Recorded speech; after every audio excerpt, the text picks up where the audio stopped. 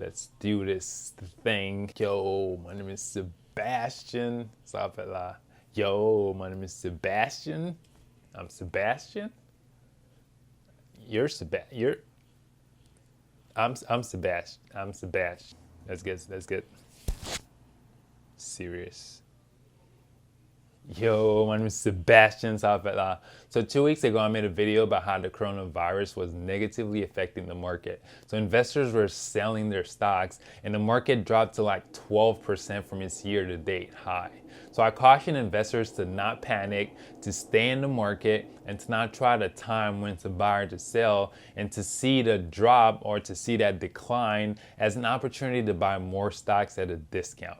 And then a week later, the market was as volatile as ever and prices kept dropping overall. So last Monday, the prices dropped to like 7% in one day, which is crazy. Then it went back up on Tuesday. On Wednesday, it went back down another 7%. And then on Thursday, from its year-to-date high, the market overall was down to close to 30%. Definitely an opportunity there. Now, what about new investors? Is it a good time to start investing? Well, if you're buying and holding for the long term, today, now, is always a good time to start. So some people reached out to me and asked me if I could make a video about what they should invest in. Well, your wish is my command, so here we go. First, you have to make sure that your finances are in order. So by that, I mean you have a good idea of what your income and expenses are. You have a 3 to 6 months emergency fund. You have a good idea how much money you have available to invest that won't affect your ability to pay your bills. And then you don't have any high interest debt, because if you do, you should probably pay those off first. Then after that, you need to know why you're investing. So what's the end goal? Are you investing to make money fast? Are you investing to have enough money available in retirement? Are you trying to retire at 65 or 45? Or how old are you now? And how much time left before you reach that retirement age? See, because of compound interest, time becomes very valuable. So the longer you invest, the more time your money has to make more money, and the more its growth become exponential. After you figure out your goals, you can start learning about different strategies you could use to reach them. And there's a lot to choose from. So day trading, value investing, growth investing, dividend investing, index fund investing, and so on. So which strategy should you choose? Well, I'm not a financial advisor, so I'm just some guy that enjoys learning about this stuff. So don't take it from me. Warren Buffett, arguably the GOAT, the greatest of all time, wrote this in his shareholder letter. Most institutional and individual investors will find the best way to own common stock is through an index fund that charges minimal fees. Dr. Charles Ellis, writing in his Financial Analyst Journal in 2014, said, "The long-term data repeatedly document that investors would benefit by switching from active performance investing to low-cost indexing."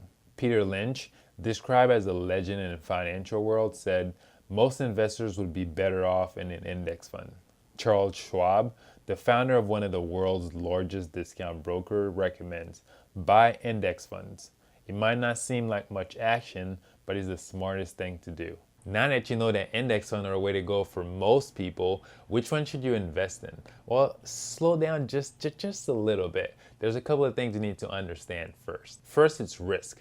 How much risk are you willing to take? So stocks are very volatile, as you could tell. So if you're retiring within the next 5 years, would you have all your money in stocks and risk retiring during a recession and see the value of your portfolio tanking?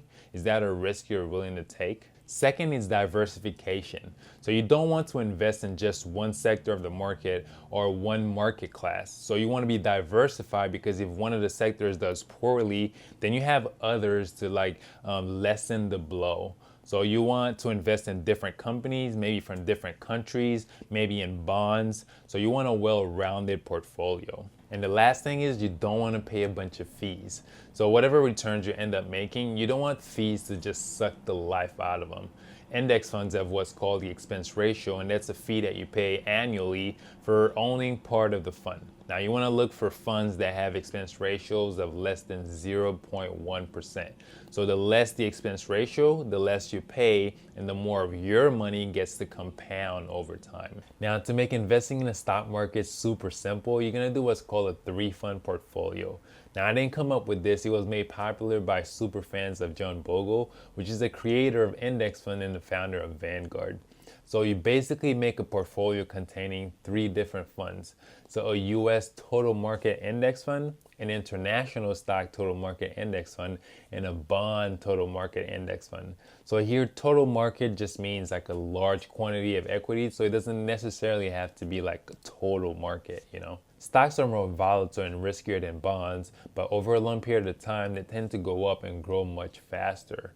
So if you're under 40, then you have 20 to 30 years before retirement, so you have enough time to ride the ups and downs of the market, and you can take more risks. So in other words, you could have a bigger portion of your portfolio invested in stocks. Bonds are less volatile and less risky.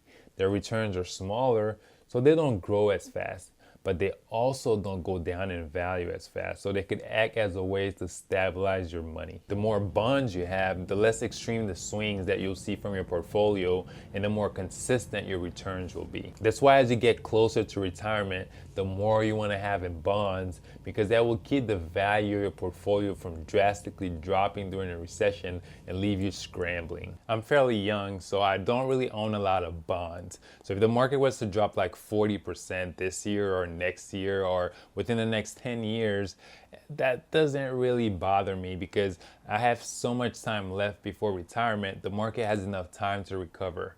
And as long as I don't sell anything and I stay in the market, I won't lose anything. Understand that it's easy to say that you won't touch your investments during a recession, but the reality is a lot of people do. So when the whole country is in shambles and people are losing their jobs and you're watching the value of your money go down every day with no end in sight, it's easy to panic, and what you might want to do is take your money out just to stop the bleeding or to just have it on hand in case you might want to use it.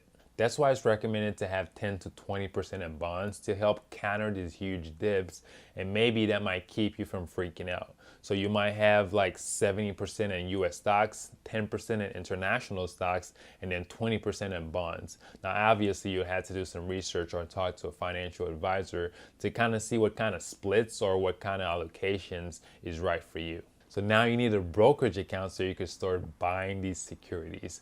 So which broker to go with? Well, you could use one of these new companies like Robinhood, Acorns, M1 Finance, Webull, etc. But because they are new, they still might be limited in what they can offer, and it might still be working through some bugs. So Robinhood, for example, I think it was like 2 weeks ago, it went down and it kept its users from using the platform and from trading in one of the busiest trading days ever.